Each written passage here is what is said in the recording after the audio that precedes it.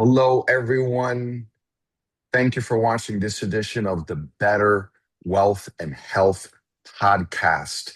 I am coming at you here with stand up energy. Today we have guest Jim Pehkonen, and he is a life architect. And it's going to be a very interesting conversation. We're going to talk about health, mental health, some physical health. We're going to really get into it today here. And unique thing about Jim is that, and I'm going to just start off with the first question because Jim has a amazing lifedesign.com, as you can see there on the screen. But Jim, you describe yourself as a life architect. What does that mean? And how is it different than your traditional mental therapist or coaching program? That's a great question. And I will say for 20 plus years, I called myself a life architect. I did that because what I do is assist people to understand how you create your experience of life. In the last year, I've just dropped it. Now I'm just Jim with Amazing Life Design. I am neither a therapist or a psychologist, although I have steeped myself deeply in understanding not only gender studies, but how we create this experience called life. Because if you think about it, life is really created in here. There is no out there, out there. There is just what we respond to in the stimuli of our experiences. Hmm.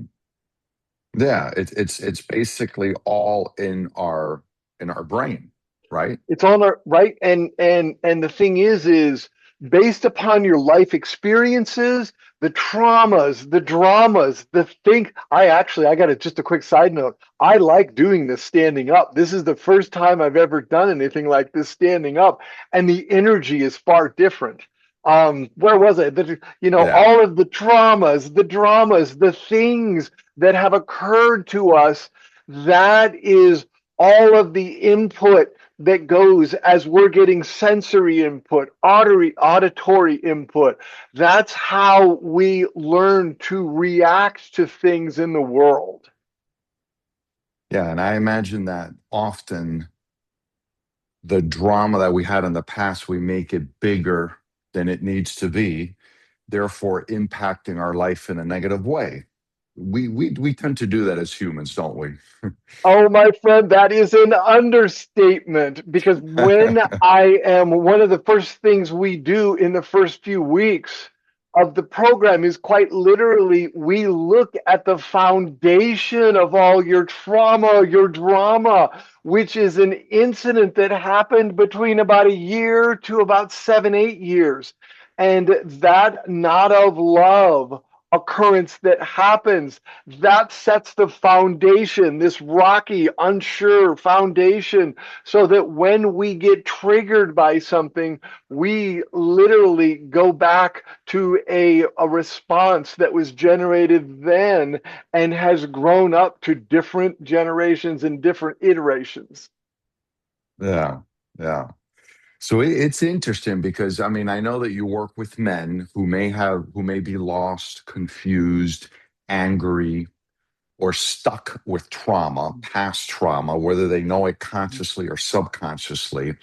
Why do so many men carry these emotions, and why do they do so silently? They don't, it seems like women have an easier time expressing their emotions. Men are at the opposite end of that spectrum. We don't express it enough. Would that generally be true? That is, you are 100% accurate. And you have to look at how you and I were raised or how men were raised, right? Boys Hmm. don't cry, hold it in, Yeah. right? If you think you're going to cry, I'm going to give you something to cry about. Like we are taught from a very early age to bottle it in, to literally bottle it in, and then put a cork on it. And then we sit there and say, right, you know what the label of that cork is? That cork The is, label? yeah, the label on that cork. Okay. It's the I'm fine cork. It is the I'm fine. How are you? Mm, I'm fine. What's happening? yeah. Nothing. I'm fine. And then oftentimes something happens and the cork pops. And when that cork pops, boom, all of that push down emotion just it comes out and it's just like blah. And quite literally, right? Sometimes it is as simple as you put the toilet paper roll on wrong again. Blah. And it's not about the toilet paper roll. It's about how we have culturally stuffed everything down inside of ourselves, right? I'm fine. I am fine. There is no problem with me. My day was great. Stop asking me questions, right? And I'm being very dramatic. But if you are a man or you know a man and your pat Hmm. response is I'm fine, you have some subconscious emotions driving you because chances are you're not fine. And the thing is, this day, this age, it is okay not to be fine. So Yeah, I do see a difference Mhm. with the way we were raised, men 40, 50 and older Yep. compared to children nowadays. There does seem to be a difference. We were raised a little bit more with the tough love Mhm. um, mentality, keep your emotions in. Whereas now it's, it's like I was just hearing a martial arts expert talking the other day how we use the term bully now. We didn't used to have that term, 40, No, 50 years ago. The term no, bully didn't exist. right. And yeah, and so it's just a different mentality. And it was common in the Well, past for you to get hit by your parents. In mhm, fact, even some mhm. schools had where they would have a paddle and they would paddle you like Oh man, physical. may I share a Yeah, story with you? May I share a little story sure, of right along course. those lines? I Yeah. was in sixth grade, right? Back in Uh-huh. my day at my school, it was illegal to play tackle football. 10 of us got Okay. together. We're playing tackle football in the place that's beside the gym where nobody's supposed to see. And the principal, Mr. Beesmore, comes out and he says, "Stop it, stop it, stop it. I see 10 of you. I want to see 10 of you lined up in my office right now." And outside the office, there were 9 boys lined up. I was the first, and then the rest of the 9. And he counted and he said, "There is only 9 boys here.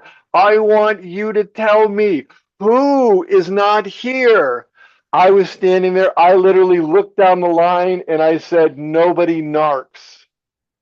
And I looked back again and Mr. Beesmore let 8 boys go, pulled me into his office. He got this close to me and he says, "You're such a smartass." He says, "When you get to junior high, they're going to kick your ass."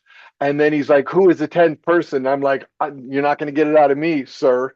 And I ended up, not only did I get paddled, but I got paddled with the paddle that had the holes in it. So today, that That would means be it hits faster, it I hits would imagine. faster, And and where that hole is leaves a welt. ah, And I ouch. did not give up Tony Shepard's name. I didn't say that. And Good for it, you. if that would have happened today, and I had other traumas. I had an earlier trauma that is the core, that is the root trauma to why, for so much of my life, I was a rebel. So, Mhm. how we were back then is so much different than how we Shapes the are rest of our now. life. Yeah. Yeah, It yeah. creates the pattern. And Yeah. I had, right? I mean, if you're okay, I'll share one more story, right? Hmm. I was in Yeah. kindergarten and I had to go to the bathroom. I really had to go to the bathroom. I really, really, really had to go to the bathroom. I raised my hand and I don't even remember the teacher's name, but I said, "Can I go to the bathroom?" And she says, "No, it's not time." In my head, I can still clearly hear the sound of my urine dripping off the seat and the kids around me laughing and giggling. And then it was like, what's so funny? And at that point, I got up, I walked out of the room, I walked out of the school, I went home for some reason, and I don't understand why my parents weren't around. I changed into all clean clothes. I took my soiled clothes. We were on a mini farm at the time in Iowa. I took them out to a hole. I stuffed those clothes in a hole and I pushed them all the way down. I get to school the next day and I get called to the principal's office. And I was little Jimmy back then. And they lifted me up on the principal's desk. The nurse was on one side, the teacher was on the other, and the principal looked at me and said, "Little Jimmy, drop your pants." And I still Mhm. remember dropping my pants with my little tidy whities, and I was burning holes through that principle. That was the birthing moment of my rebelness because I was so embarrassed. And today, right, as an old coot, I can understand. They were just checking to see, the cleanliness of my underwear. But the Mhm. way they did it, putting me up on a desk, it generated a level of trauma that you want to know the basis of that And this was incident. in That front of how many people? Like, just who was there? three people. The Yeah. principal was in front of me, nurse, and the teacher. Okay. And the kids started teasing me, and I'll be authentic, I became a bully. And when Hmm. we moved and Because I you got got to, teased. Yeah. oh yeah, and it's like nobody teased me. I was a stout little Hmm. kid. Nobody teased me. In the third grade, I got to move to a new school, and that was the greatest blessing of my life because it was a whole new start, and nobody knew about that story. Yeah. Hmm. Interesting. Wow. Yeah. For many of us, it's those first, I'm assuming it's those first 5 to 7 years that I think in my case, it was just, I think when I was 3 or 4, my mom went to work one day, early 70s, that's what women were, starting to Yep. work and get into the workforce. And that was my trauma. And Yeah. my mother sort of became my grandmother because she would stay taking care of me. But that was like a big trauma for me. And I look at other consequences of my life, Yeah. and it's like, yeah, it's And pretty obvious. and I don't want to share it, but from that, I know what your core story is. I know what your break Hmm. from love is, and I don't want to share it. And if you want to get together with me after on a call, we'll go through the process because the Yeah. moment you understand your core story, every single disappointment and failure and all of a sudden the drama that came after the trauma, it's like, oh, that's why. That's what a little Herman was thinking. That's what was going on. That is the Yeah. beauty of the work I do. We actually get to the root, the core of your trauma. And when you understand it, you cannot have the same behavior that you currently have. And I would imagine, like me with the mother going off to work, I guess Mhm. I'm sure that's a very typical common story. And I'm sure there's other patterns that a lot of people experience. In your case, it was something to do with embarrassment with other children, the Yeah. 3 adults where you had to. So we all have like a certain pattern. Mhm. And I would imagine that, yeah, once you know what those patterns are, then you can sort of predict how people are going to react to different situations down the road. Well, even deeper than that, once you because you and I have the same core story. I am 90% sure you and I have the same core story Mhm. because we were left in the same state of mental being in that moment. But here's the secret. When you understand that break from love and when you can mirror it on every single trauma and drama that occurred, the result is you have just processed that trauma and you did it in a moment. It didn't take months or years. And then all of a sudden, something comes up and it has the potential to trigger you right along the same way. And it's like, no, I'm done with reaction, and you get to choose a new reaction, an empowered reaction.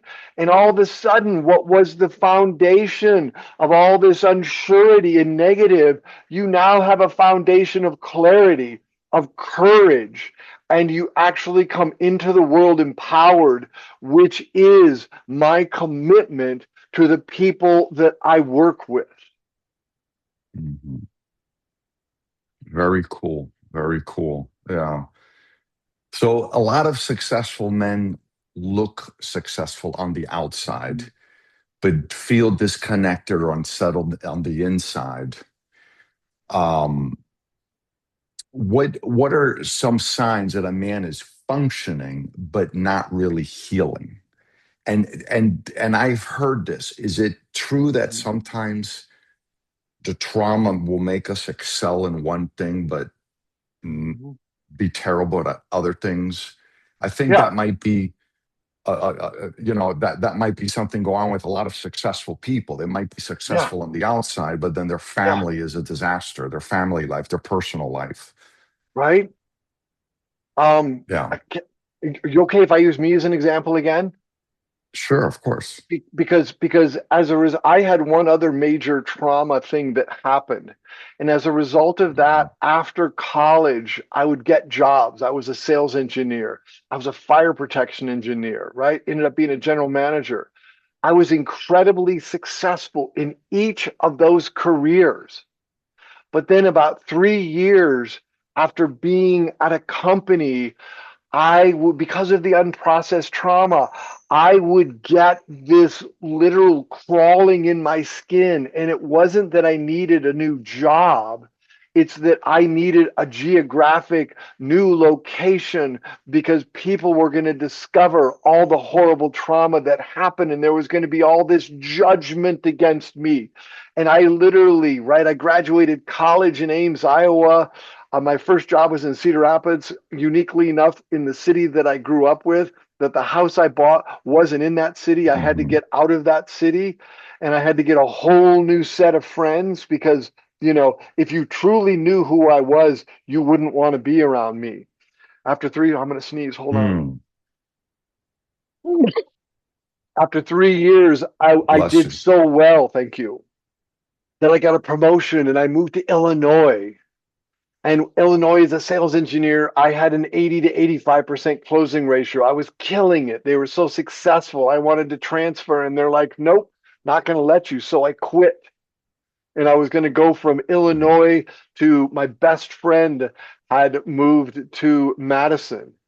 And I was going to then go from Madison, or I didn't, when they wouldn't allow me to move in the company, I quit and I moved out to Idaho. I became a fire protection engineer at the INEL. How long was I there? That was a record for me. I was there about 4 years, but in that instance, I was starting to see that I was the common denominator, that everything that was wrong. Because when you stop blaming everything outside, you take responsibility for everything inside, you can see that this is where the shift is.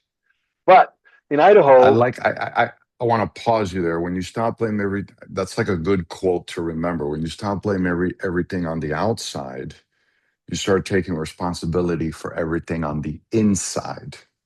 That's yes. something to remember.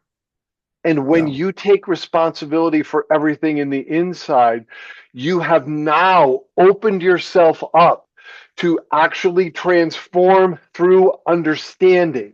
That's what I bring to this, Mhm. is a higher level of mental understanding of how you got where you are. Now, the funny thing about me is I moved from Idaho to Utah, and that's where I began my transformational process. Took about 10 Mhm. years. Perfect for me, not perfect for any of my clients or anybody that I work with. And when I was there, I became a general manager of a company, and I was there actually for 4 years.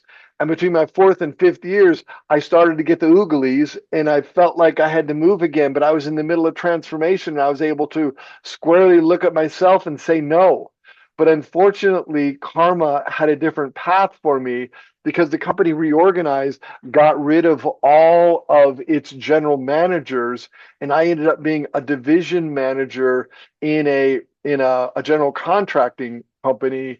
And that is when I did my deepest transformational work. And when I left Yeah. there, I became a yoga teacher. I stayed in Utah for 28 years. I was healed, Mm, cool. or at least I was further along the path of healing. I got to be careful saying I Yeah. was healed because I don't think we ever really heal. We just get to the next layer of Yeah. learning.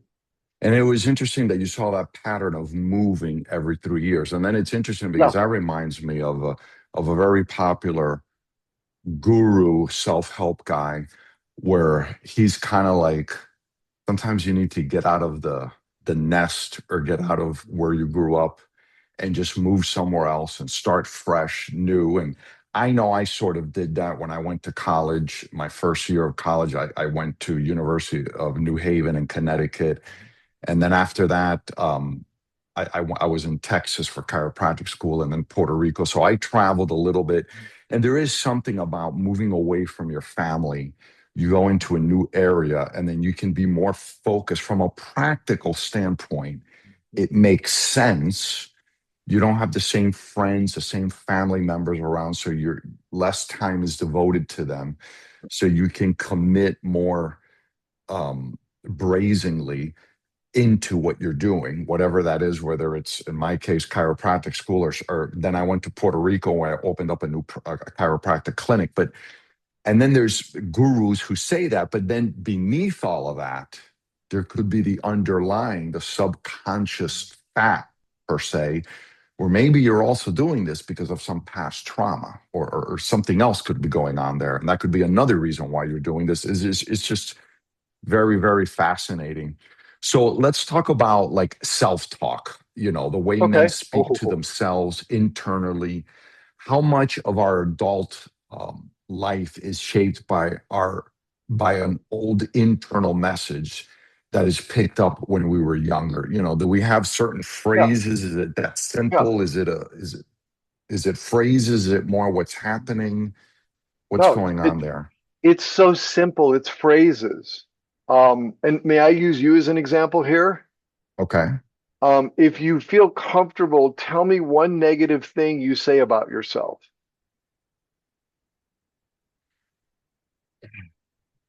A lot of times it's I'm not being productive or efficient.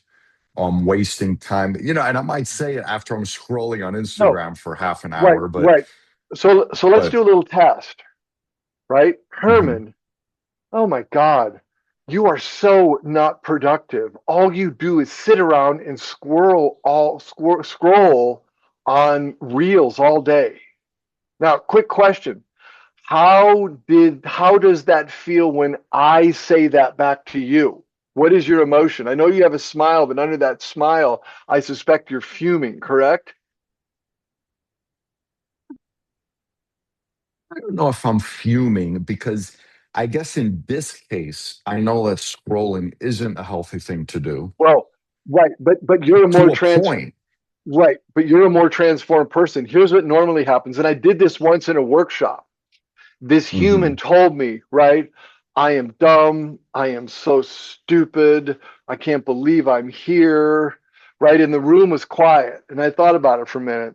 And I said, yeah, I tend to agree. You probably are kind of dumb and kind of stupid. And yeah, I can't believe you're actually here. Four men got up and they were ready to take me out. And after I got the whole room calmed down, I got everybody calmed down. I said, I just want to point out two things. Two things. I said, then if you want to hang me, you can hang me, right? And they were still, there's a lot of energy. I said, when this human said it, nobody said a word. Nobody even disagreed with her. You all had quiet agreement. But when I said it, you were willing to lynch me. And here's the point I want to make about our internal conversations.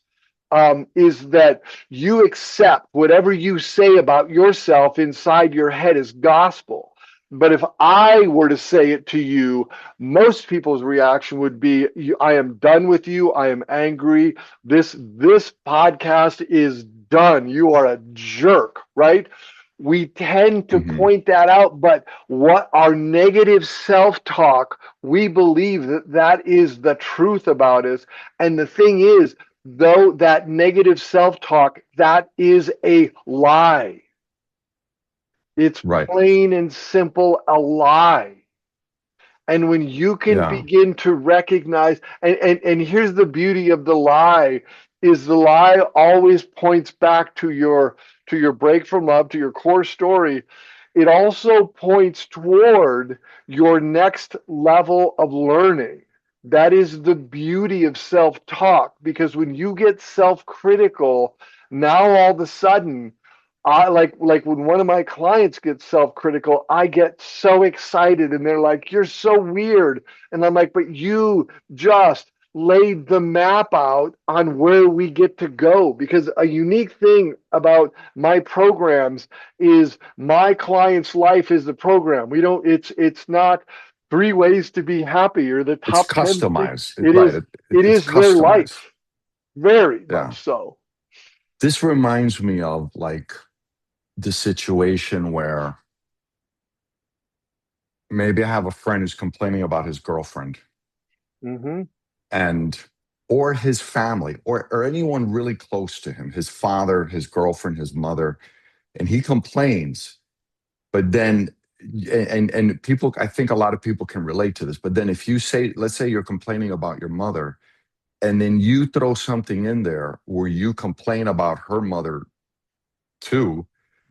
Now they were just complaining about the person, but now they completely turn and defend the person because hey, Right. it's almost like I'm the only one who can insult my mother. You can't. She's my mother, and I get to insult her. You can't. Yeah. But Don't and you I guess ever. yeah, yeah, and I guess it's the same thing with a girlfriend. Like it's my girlfriend. I get to criticize her, but you can't. So, can I speak to that for a moment? Sure, sure, sure. Here is one of the distinctions and powerful things is that as a male, you need to have a male you can say that to, but you need to set the ground that I have some negative vibes inside of me that I've got to do my absolute best to get rid of because it's causing me discomfort. And would you just hear me without adding, without creating your own insults or thoughts? You neither have to agree nor disagree. You just need to hear me. Because as men, we need to break all those cultural stereotypes. We need to find another man that we can have a heart to heart conversation. We can get all of that negative stuff out. And I mean, this is part of the things I want to talk about later is things you can do. But when a man is heard authentically by another man, he can lose those stories. Does that make sense? Mhm. Or at least they Yeah, don't yeah. reside in him right now. Right. Yeah. So it's important to set those boundaries and just say ahead of time, hey, I need to vent. Yeah, Um, exactly. don't give me any Exactly. feedback. I just need to vent. I don't need any additives or subtractions. Just let me vent. I just need Right. to get it off my chest. I guess that's an important key thing. Well, another question, when traditional approaches have not worked for someone, what does your process do differently to help them find peace, clarity, and forward movement? Those are my favorite clients, is the ones that have actually the traditional methods have failed.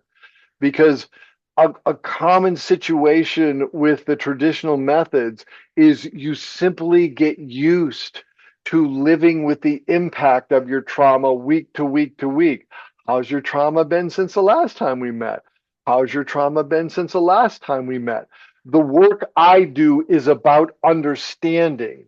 It is about understanding the roots of your trauma, understanding the layers that got built on that, literally clearing them away, because through understanding, trauma is processed. And once trauma is processed, you create an experience of life anew. Now, the old stuff Hmm. still comes up. You're still going to have that old stuff come up, but now you have the internal understanding and you have this spiritual being such that you have a different response to your triggers. It's not the same as it ever was. It is, you see things, you understand why you reacted in the past, and now you do something different. Great. Mhm. Great. What are one or two practical things a man can start doing today if he feels stuck, angry, or haunted by a past experience? I'm going to give you more than one or two, my friend. And for those of you listening, thank you for listening this far. Something you can do: write all of your trauma out, get a journal, write it all out, write it all out, write it all out, write all of your anger out, write all of your frustration out. Just write it out. When you're done writing, burn it, release it, let it go. A second thing you can do is something I call lamppost processing or tree processing. Go up to an inanimate object, literally sit at that inanimate object and talk to it. Tell it all of your problems. Just have the conversation. Not only give it the thoughts, but give it the emotion. Just talk, talk, talk. Hmm. You have a 60% chance of having a level of transformation by at least getting it out. The next thing Hmm. is, as we just talked about in the last conversation, find a man. If you're a man, find a man. If you're a woman, find a woman, and tell them you just need to get some stuff out with no opinion. Teach Right. them how to hear you. And when you do that, it's surprising. The next one, because I got a few more, the next one is join a group, a men's group, a women's group, a biking group, some sort of a collective where you can get out. And in the example of like a biking group or a swimming group or a hiking group, you're moving, and as you move, allow those negative thoughts to come up and just release them with each step. And the last one is Hmm. find somebody with a proven track record of processing trauma and then commit to doing the work. Because here's the thing I tell my clients, right? I tell the people I work with, this is not easy. We are going to open Pandora's box.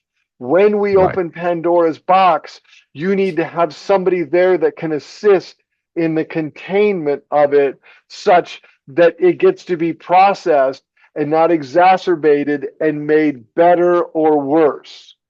Does that make sense? Yeah. Those were some very good practical. I've heard over and over again how writing things out is beneficial. And a new one for me, also going and talking to an inanimate object, and just expressing those feelings. I suppose that could also be your dog or cat, right? It would be just as Oh, good.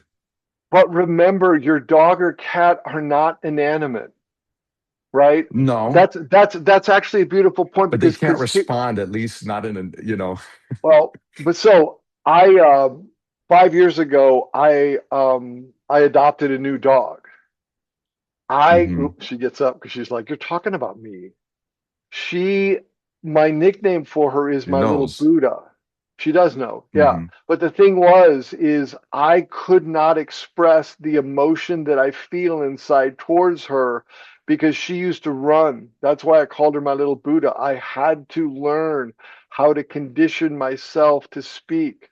And when I first got her, they gave her to me on a leash and they said, if you're outside, never let her go because she will disappear. She will run.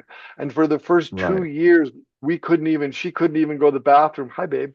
She couldn't even go to the bathroom. She's like, you're talking about Yeah. me to people and I don't Well, like you it. might as well show her now. We're on here. Just show a little clip of her. Can you move Okay, the let camera me, to see her real quick? I can't, well, yeah, come here, boo. Come here, boo. Come here. Come here. hey, hey, Just because hey, I'm curious, and I'm sure people watching this on YouTube are going to get curious too. hey, hey. There's my little girl. Hey, Sola. Hey, Sola, Sola. Pretty. Hey. She's like, I want to go outside. Kaibu. Hey, Nice here, can you sit? size. Can you sit? Okay, she can't sit. Um, that's my little boo. Cool. When we Yeah. The power of an inanimate object is that we can really, all of that pent up emotion can go towards the inanimate object. All of that pent up Right. emotion, we can give it away. With a dog or a cat, you have to be cautious because I don't want to traumatize her with my fecal matter. Hmm. Yeah, they may not understand what you're saying, but they can feel the energy probably better than humans can. They Yeah. can, especially That's a like, good point. I'm glad you brought that up well, because yeah, and I'm it's thinking of like, getting a cat soon. So yeah, yeah, yeah, I'm and glad you just mentioned that. these An animals, inanimate object can take it. you can Something take it, alive, right? right? Inanimate object can take it, but something that's alive might get hurt from it. So Yeah. good to And at least start with an inanimate object. That makes well, sense. and if you look at, just a quick side note, if you look at when we get into arguments with partners and friends, and if they have an emotional level here, all of a sudden we come up to it and then they come up to it, and then pretty soon you're Mm, saying yeah. things that tomorrow you're like, why did I say that? I mean, that's one of the things that I say is go to bed mad.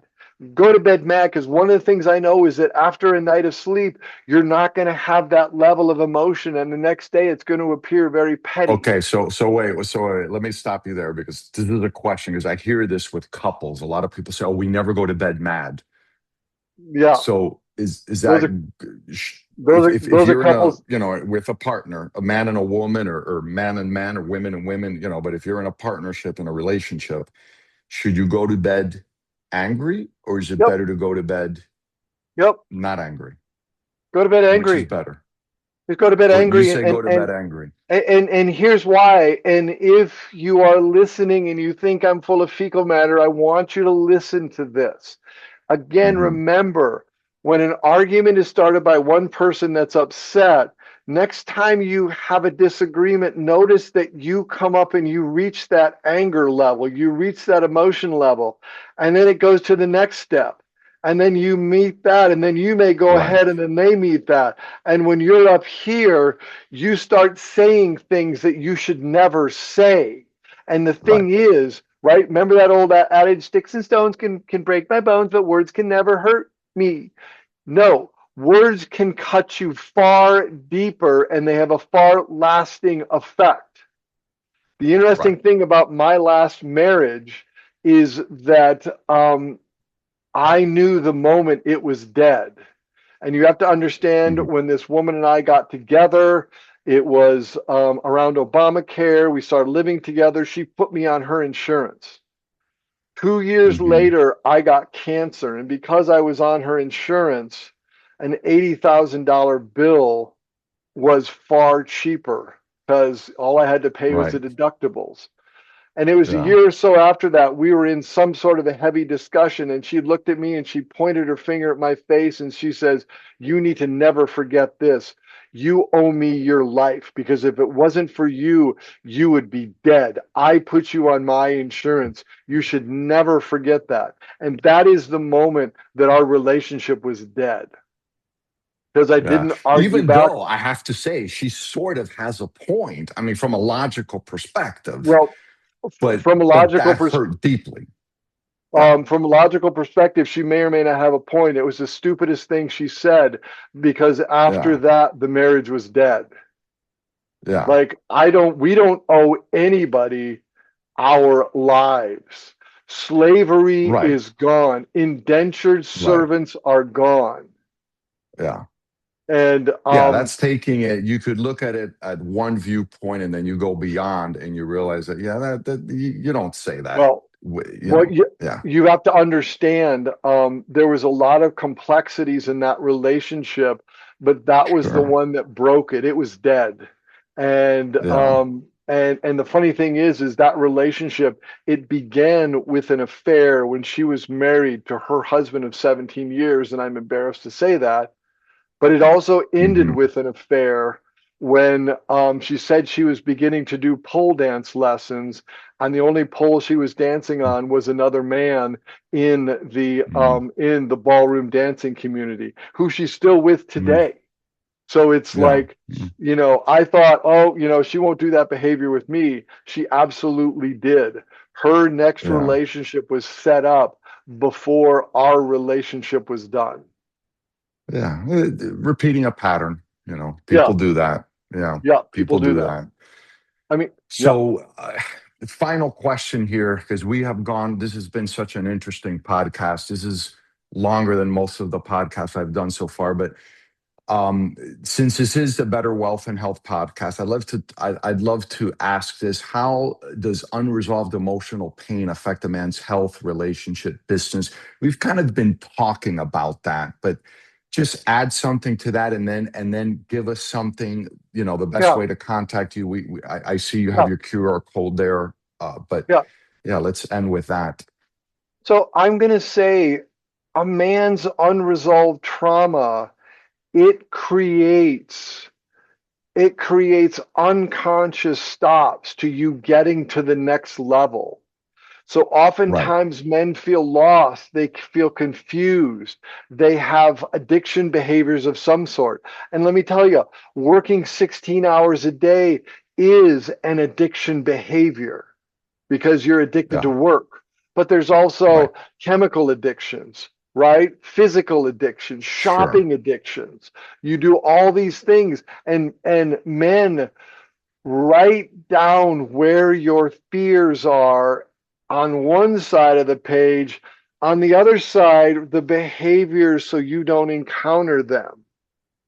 And if So you're you able you write your to, fear, and then you yeah, write like what you do to yeah, avoid that fear, the like I'm a behaviors. like I'm afraid of being a failure, so I have to work 6 hours, or excuse me, 16 hours a day, right? Okay.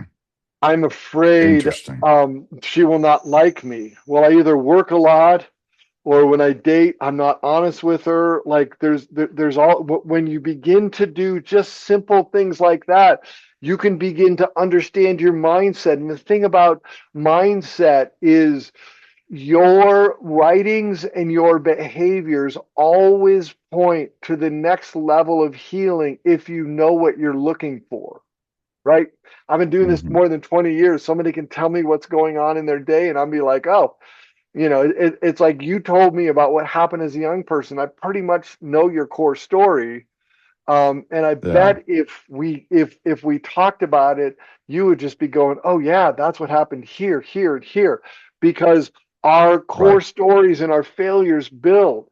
Men, if you Yeah. want to shift that, right? The QR code is here. Set up a time for a conversation. We'll see what it means. You can also email me at jim@amazinglifedesign.com. Right there. It's just Jim at, Right. but Yeah. reach out. What is your Yeah. mental health and mental well-being worth? Is it worth your Yep. life? It's Is it worth a worth lot. It's worth a dying lot. of a heart attack? It's not worth that. You want to Oh, live. We want to live. And and speaking of you, that, I'm gonna do my little 2 minute health. I'm gonna make it a quick one today, just because we went a little longer than usual. But I want to talk about the two ways to lose weight. One is the hard way. The hard way is counting calories, making it harder than it needs to be, thinking you need to do a lot of cardio, and then you need to do separate resistance exercise. The reality is you can mix cardio and resistance exercise together, get it all done at the same time, and be way more efficient with your workouts time wise. And the other thing is, what do we count when we eat? I mean, so many people worry about, oh, I need to eat this amount of macros and this amount of carbohydrates, this amount of protein, this amount of fats. And the reality is we only need to count one thing. One Mhm. thing. Really, for men over 40, that would really be protein. That's it. And then we just Oh, wow, need to okay. make sure that we eat the protein with the fat, the animal fat that comes with the protein, and that's it. Very simple. So we can make losing weight difficult or we can make it hard. And sometimes people get attracted to what's difficult and they will hear someone, a trainer or someone on social media talk about how you can eat this many carbohydrates, but then this amount of fat and this, and it just gets so confusion and convoluted. My whole process is to really simplify things so you can fit it into your practical life, make it a habit, and then make it way easier and simple to implement and make it a lifestyle, not just a diet that you're going to yo-yo, lose some weight and then gain it back. We want to stop that yo-yo merry-go-round and just really get to something that you can live with, make it a lifestyle, turn the diet into a lifestyle. So yeah, those are my 2 minute fit tip at the end of this. Jim, this has been a fascinating podcast, and I really like that we took some key takeaways, some great action steps that we can do, some practical things that we can do to make our lives better. So thank you for being my guest here. And for everyone watching out there, again, thank you for watching the Better Wealth and Health podcast. Until next time, bye. Yep. Thanks, everybody. I love that you listened this far. You all create a healthy, wealthy, and incredible life. Bye bye.